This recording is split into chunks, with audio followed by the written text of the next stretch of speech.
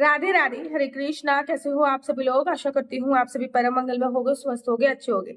सबसे पहले आप सभी को बैसाख मास की अनंत और अनंत शुभकामनाएं। और ये वीडियो बहुत ज्यादा इंपॉर्टेंट है। देखो, कार्तिक का महीना भगवान श्री कृष्ण जी को बहुत पसंद है और कार्तिक के महीने के स्नान के बारे में भी आपको पता होगा। ऐसे ही कार्तिक के महीने में से 1000 गुना ज्यादा फल की प्राप्ति आपको माघ मास में मिलती है। माघ का महीना जो होता है उसमें स्नान की प्राप्ति से बहुत ज्यादा पुण्य की प्राप्ति मिलती है। और माघ मास से भी ज्यादा स्नान की प्राप्ति जो आपको मिलती है वो आपको मिलती है बैसाख के महीने में। लेकिन भगवान श्री कृष्ण जी ने, विष्णु भगवान जी ने वचन दे रखा है यमराज को, इसी वजह से वचन व्रत होके बैसाख मास की जो महिमा है वो लुप्त होती चली जाएगी कलयुग में।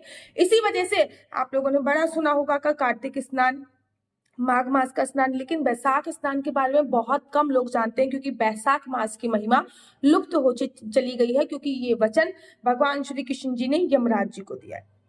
बैसाख का पावन पवित्र महीना चल रहा है और बैसाख का महीना इतना पावन पवित्र है कि भगवान के 24 अवतारों में से 6 अवतार बैसाख के महीने में हुए हैं। आप देखोगे कि बैसाख मास के जो अंतिम 5 दिन होते हैं ना, जो मोहिनी एकादशी से लेकर बुद्ध पूर्णिमा अर्थात बैसाख पूर्णिमा तक होते हैं, 3 अवतार इस दिन हुए थे, 3 अवतार इसी समय में हुए थे। और भगवान श्री कृष्ण जी के 3 अवतार अक्षय तृतीया वाले दिन हुए थे, तो और एक मोहिनी अवतार भी इसी समय में हुआ था, तो अर्थात 7 अवतार बैसाख के महीने में हुए थे। सोचो कितना इंपॉर्टेंट महीना होगा।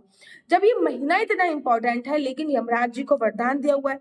अब यमराज जी को वरदान दिया हुआ है तो ऑब्वियसली बात है, जब हमने यमराज जी को वरदान दे दिया भगवान विष्णु ने, इसी वजह से जो इस मास की महिमा है वो धीरे धीरे धीरे धीरे करके लुप्त होती चली गई है। आज मैं आपको बैसाख स्नान के बारे में बताने वाली हूँ। बैसाख स्नान अगर आपने किया है बहुत सर्वोत्तम है, लेकिन किसी कारण से अगर आप बैसाख स्नान नहीं कर पाए हो तो आने वाले हैं बैसाख के चमत्कारी 5 दिन, जिसमें स्नान करने से आपको पूरे बैसाख में स्नान करने का फल प्राप्त होगा। बैसाख के महीने में अगर आपने कुछ भी नहीं किया, ये बहुत पुण्यदायी महीना है, पुण्यों को संचित करने का महीना है, आपका पुण्यों का बैंक बैलेंस इकट्ठा करने का महीना है। लेकिन इस महीने अगर आपने कुछ भी नहीं किया है तो अंतिम 5 दिन आप अवश्य करें, ठीक है ना। तो बैसाख के अंतिम 5 दिन के बारे में आज हम चर्चा करेंगे। उसमें से सबसे पहला दिन होता है वो मोहिनी एकादशी होती है। एकादशी से प्रारंभ होकर पूर्णमासी तक के जो दिन होते हैं इनको बैसाख के अंतिम 5 दिन बोलते हैं। और इस बार तो देखो भगवत की कृपा ऐसी हुई है, 8 तारीख को एकादशी है, 9 तारीख को वो परशुराम द्वादशी के नाम से संबोधित किया जाता है, 10 तारीख को त्रयोदशी है, 11 तारीख को चतुर्दशी है और 12 तारीख को आपकी पूर्णमासी है। पूरे 5 दिन आपको प्राप्त हो रहे हैं, कभी कभी 4 दिन प्राप्त होते हैं, लेकिन इस बार भगवत प्राप्ति से हमें पूरे 5 दिन प्राप्त होते। तो आपको 8 तारीख से लेके 12 तारीख तक इन नियमों का पालन करना है। ये जो बैसाख के अंतिम 5 दिन है ये बहुत पुण्यदायी दिन होने वाले हैं। वैसे कार्तिक का महीना बहुत पुण्यदायी होता है, लेकिन कार्तिक के महीने से भी 1000 गुना फल देने वाला ये बैसाख का महीना होता है। और इस बैसाख के महीने में अगर आपने अभी तक कुछ नहीं किया है तो इन 5 दिनों में अपना जो पुण्य है, पुण्य का बैंक बैलेंस आपको इकट्ठा करना पड़ेगा। बहुत इंपॉर्टेंट तिथि है, पूरी डिटेल में जानकारी आप लोगों को बताऊंगी, लेकिन उससे पहले प्लीज आप लोग ना लाइक नहीं करते हो। मैं कभी किसी भी वीडियो में नहीं बोलती हूँ, सबसे एंड में बोलती हूँ। इस बारी वीडियो में मैं बोल रही हूँ, ये बहुत इंपॉर्टेंट वीडियो है, इसको प्लीज आप लाइक कर दिया करो, नीचे राधे राधे लिख दिया करो, मुझे भी मोटिवेशन मिलेगा कि भैया आपको मेरी वीडियो पसंद आ रही है। तो चलिए प्रारंभ करते हैं। 8 तारीख को है मोहिनी एकादशी। मोहिनी एकादशी से आपको बैसाख के 5 दिन के जो नियम होते हैं वो लागू करने होते हैं। जैसे कि आप 5 दिन के नियम में संकल्प लोगे, श्री विष्णु, मेरा नाम आशु चौहान है, मेरा गोत्र केमलक्ष है, मेरा निवास स्थान श्रीधाम वृंदावन है। आज से मैं बैसाख मास के 5 नियम का संकल्प ले रही हूँ। यह संकल्प जो भी आप नियम लेना चाहते हो उसके बारे में बोलोगे और फिर अंत में बोलोगे भगवान श्री विष्णु ये संकल्प संपूर्ण करने में मेरी सहायता करें। जो भी सामग्री है भगवान के चरणों में चढ़ा दूंगी। जो संकल्प लिया है ना उसमें 1 या 2 का सिक्का लेना, लौंग लेना, इलायची लेना, सुपारी कंपलसरी है। बाकी ये जो लौंग इलायची है ले भी सकते हैं, नहीं ले सकते, लेकिन 1 या 2 का सिक्का और थोड़ा सा पानी और थोड़ी सी 1 इलायची और 1 सुपारी लेनी कंपलसरी होती है। अब संकल्प आपने नियम क्या क्या आप ले सकते हो। नंबर 1, पहला नियम है यमराज को जल देने का नियम, ठीक है। बैसाख के महीने में आप कुछ भी कर लो महाराज, कितना भी दान कर लो, कितना भी पुण्य कर लो, बैसाख स्नान कर लो, बैसाख में तुलसी जी की सेवा कर लो, पीपल के पेड़ की पूजा कर लो, सब कुछ कर लो, लेकिन अगर आपने यमराज को जल नहीं दिया तो आपका ये नियम जो होता है वो आधा अधूरा माना जाता है। क्योंकि जब यमराज भगवान विष्णु के पास पहुंचे थे और यमराज ने कहा था कि प्रभु बैसाख मास की तो बहुत महिमा है, लोगों को बैसाख मास के बारे में इतना पता है, और बैसाख के महीने में मेरा तो काम झाम ही खत्म हो जाता है, क्योंकि बैसाख के महीने में जो भी कोई जिनके भी प्राण पखेरु उड़ते हैं उनको साक्षात भगवान के दूत लेने आ जाते हैं, इसलिए बैसाख के महीने में मेरी तो दुकान बंद हुई पड़ी है। तब भगवान जी ने बोला नहीं, ऐसा नहीं है, बैसाख के महीने में जो भी मृत्यु को प्राप्त होगा उनको तुम टच नहीं कर सकते। तो उन्होंने कहा भगवान आपने मुझे भी बनाया है, मेरा नाम भी यमराज है, मेरे दूतों को भी आपने बनाया, अगर हमारा काम ऐसे ही पूरे महीने बंद रहेगा तो फिर ऐसे कैसे चलेगा। तब भगवान ने बोला चलो ठीक है, जाओ मैं तुम्हें वरदान देता हूँ कि कलयुग में बैसाख मास की पुण्य कम नहीं हो सकता। जो बैसाख मास का पुण्य शास्त्रों में दिया हुआ है, बैसाख मास का पुण्य तो उतना ही रहेगा, लेकिन बैसाख मास की जो महिमा है वो कम होती चली जाएगी। इसी वजह से आपको कार्तिक स्नान पता होगा, आपको माघ स्नान पता होगा, लेकिन बैसाख स्नान आपको नहीं पता, जबकि बैसाख स्नान कार्तिक स्नान से भी ज्यादा पुण्य देने वाला बने। अब यमराज जी बोले महाराज वो तो सब सही है कि चलो महिमा खत्म हो जाएगी, लेकिन बैसाख का महीना इतना पुण्य देने वाला महीना है, इसमें थोड़ा सा कमीशन तो मुझे दीजिए ना। तो भगवान ने कहा नहीं नहीं, बस मैंने तुमको इतना दे दिया ना, इतना बहुत है। कहते नहीं महाराज थोड़ा सा कमीशन मुझे दे दी। तब भगवान यमराज जी को वरदान देते हैं कि बैसाख के महीने में किसी भी व्यक्ति का कोई कार्य तब तक संपूर्ण नहीं होगा जब तक वो आपको जल नहीं चढ़ाएगा। इसी वजह से बैसाख के महीने में यमराज के निमित्त दक्षिण दिशा की तरफ उनका आपको उनके जो परसेंटेज है वो देनी पड़ती है। एक लोटा लेना पड़ता है, लोटे में जल भरना पड़ता है, जल में काले तिल डालने पड़ते हैं, और काला तिल दक्षिण दिशा की तरफ आपको यमराज के निमित्त ये जल समर्पित करना चाहिए। उसके बाद ही आप कोई भी कार्य कर सकते हो। कहते हैं बैसाख के महीने में दक्षिण दिशा की तरफ यमराज के निमित्त जो भी जल समर्पित करता है उनको यमराज के दूत लेने नहीं आते, उनको यमराज वरदान दे देते हैं कि तुमको हमारे दूत नहीं लेने आएंगे, क्योंकि तुमने हमारे निमित्त जल समर्पित किया है, इसलिए तुम्हारा जो नर्क लोक है वो तुम्हारे लिए बंद हो गया, तुमको भगवान के दूत लेने आएंगे और सीधा स्वर्ग लोक में लेके जाएंगे। दूसरा बात, बैसाख में स्नान की बहुत बड़ी महिमा है, गंगा स्नान की तो मैं आपको क्या ही बताऊं, बहुत बड़ी महिमा। अगर आप नदी सरोवर तालाब में स्नान कर सकते तो बहुत अच्छी बात है, ग्रंथों में तो यही वर्णन है, बट कलयुग है, अब कहाँ रखे हैं नदी सरोवर तालाब, नदियां इतनी दूर दूर है। तो ऐसे में आप पानी में गंगा जल डाल के स्नान करने का संकल्प ले सकते हो। पानी में थोड़ा सा गंगा जल डालिए और उसके बाद पानी भर लीजिए और उस बाल्टी से आपको स्नान कर लेना है। इस बात का ध्यान रखना है कि जब भी आप स्नान करो हर हर गंगे का नाम जपते हुए करना। सूर्य उदय होने से 45 मिनट पहले स्नान करना है, ठीक है ना। पहले आप उठिए, सूर्योदय से पहले स्नान कीजिए, पानी में गंगा जल डाल के, तिल डाल के भी स्नान करना चाहिए, क्योंकि इस समय पे ही पूर्णमासी पे तिल की उत्पत्ति हुई थी, इसलिए इन 5 दिनों में पानी में काले और लाल तिल डाल के स्नान करने की, तिल खाने की और तिल दान की बहुत बड़ी महिमा बोली जाती है। ठीक है, पानी में तिल डाल के आप लोग स्नान कीजिए इन 5 दिन।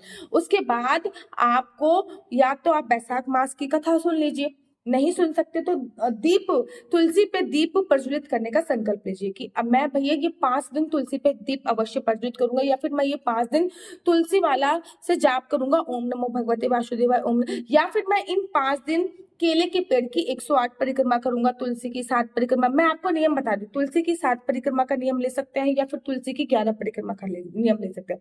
तुलसी पे दीप प्रज्वलित करने का नियम ले सकते हैं, सुबह शाम तुलसी पे दीप प्रज्वलित कीजिए।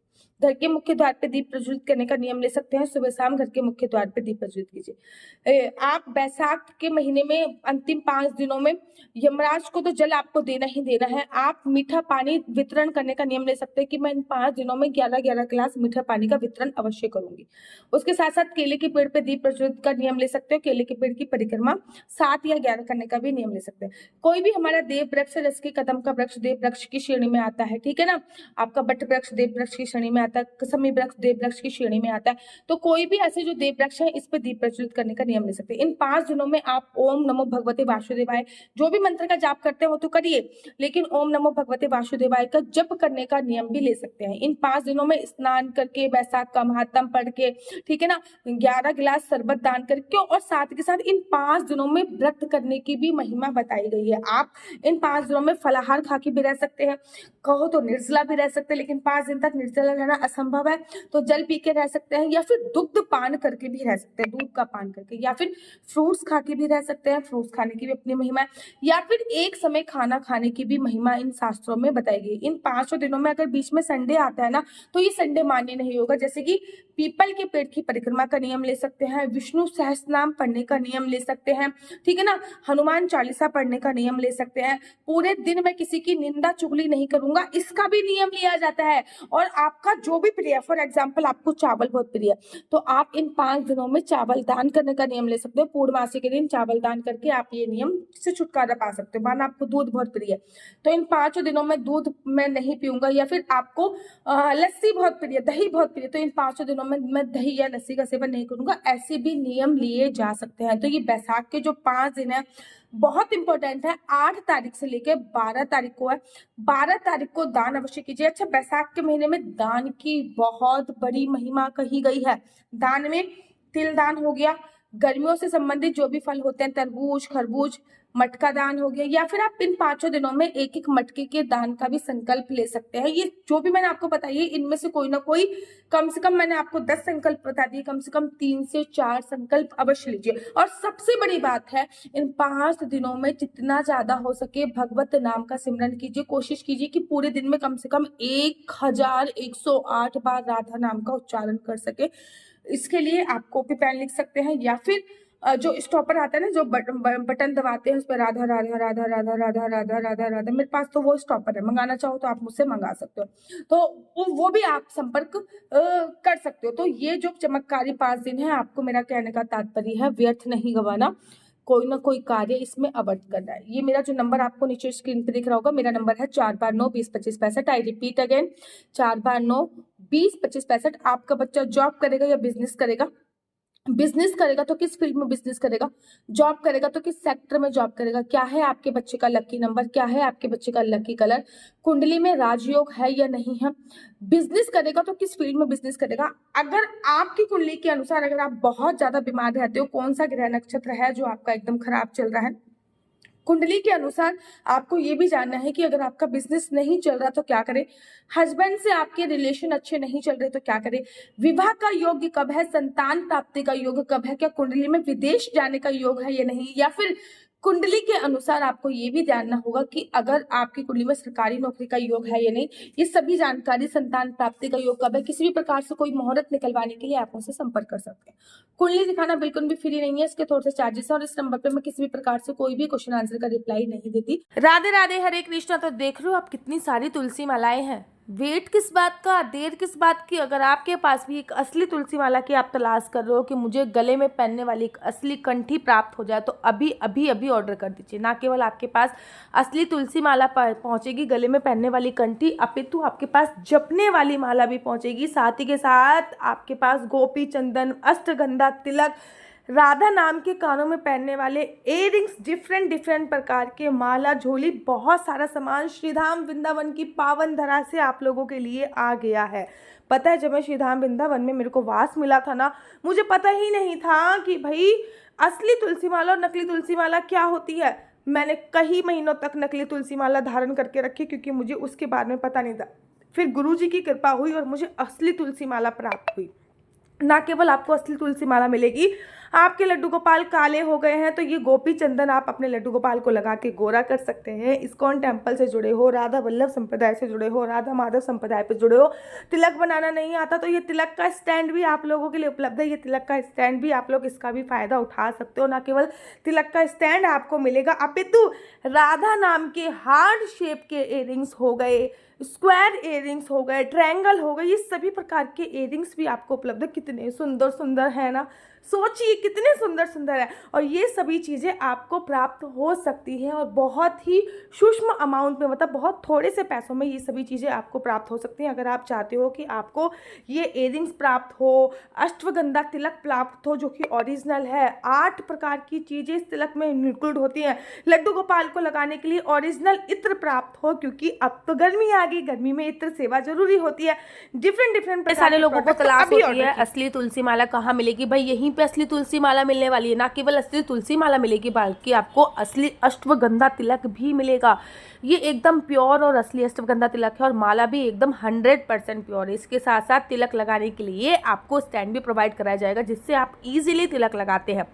राधा वल्लभ संप्रदाय में हो गए, इस्कॉन टेम्पल में हो गए, इसी से सब तिलक लगाते हैं, ये भी आपको प्रोवाइड कराया जाएगा। इतना ही नहीं, इस पैकेज में आपको मिलेगा कानों में पहनने वाले तुलसी के असली राधा नाम के इयररिंग्स। कानों में पहनने वाले तुलसी के असली राधा नाम के इयररिंग्स आपको मिल रहे हैं। साथ ही साथ आपको बाल गोपाल, लड्डू गोपाल को लगाने के लिए असली इत्र भी आपको इसी पैकेज पे प्रोवाइड हो रहा है। जल्दी से हमारी तरफ से मिलेगा आपको लड्डू गोपाल के लिए एक छोटी सी तुलसी माला, वो एकदम गिफ्ट होएगा। मतलब 500 रुपये में 6 चीजें आप बात की। श्रीधाम वृंदावन से डायरेक्ट आपके घर पे आएगा। डिलीवरी चार्ज आपको अतिरिक्त देना पड़ेगा। इस पैकेज का प्राइस है 500 रुपये। राधे राधे, हरे कृष्णा। और अगर आपको मेरी वीडियो अच्छी लगती है तो आप अपना यूट्यूब चैनल हरि बोल को लाइक शेयर सब्सक्राइब करना बिल्कुल भी मत भूलिए। तब तक के लिए मुझे दीजिए इजाजत। राधे राधे, हरे कृष्णा, हरि बोल।